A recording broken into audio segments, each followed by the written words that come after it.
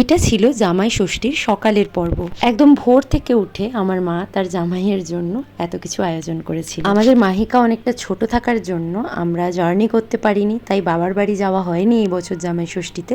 কিন্তু আমার বাবা মা বোনও সবাই মিলে আমার শ্বশুর বাড়ি এসে জামাই ষষ্ঠীর আয়োজন করেছিল। তো সকাল সকাল মানুষ উঠে স্নান করে ফ্রেশ হয়ে একদম বসে গেছিল, আর মা তার সামনে পুরো থালা সাজিয়ে দিয়েছিল। সকালের পর্বে ছিল লুচি, ছোলার ডাল, সিমুই, আরও অনেক কিছু, এই যে দেখতেই পাচ্ছ ফলমূল, মিষ্টি। তারপরে যে নিয়ম কানুনগুলো রয়েছে সেগুলো মা একে একে পালন করছিল। সামনেই একদম সুন্দরভাবে বরণডালা সাজানো ছিল, তো মানুষকে মা ঘুমসি তুলসীর মালা পরিয়ে তারপরে বরণ করে নিচ্ছিল। চন্দনের ফোঁটাও দিয়েছিল কপালে, দেখতেই পাচ্ছ। আমি মনে করি প্রত্যেকটা জামাই যারা তার পরিবারের জন্য এত কিছু করে, অনেক কিছু স্যাক্রিফাইস করে ছেলেরা, তো তাদেরকে এইটুকু সম্মান দেওয়া উচিত, তারা ডিজার্ভ করে, তো তাদেরও পুজো হওয়া দরকার।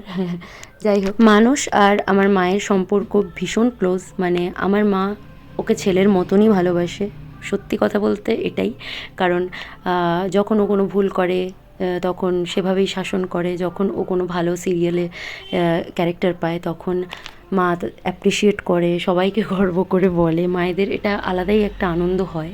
আর যখন ও কোনো কিছু নিয়ে পাজলড হয় তখন মা ওকে মোটিভেট করার চেষ্টা করে। ওদের যে বন্ডিংটা সেটাও যেন সবসময় এরকমই থাকে, এটা আমি মন প্রাণ থেকে চাই। এটা ছিল জামাই ষষ্ঠীর সকালের পর্ব।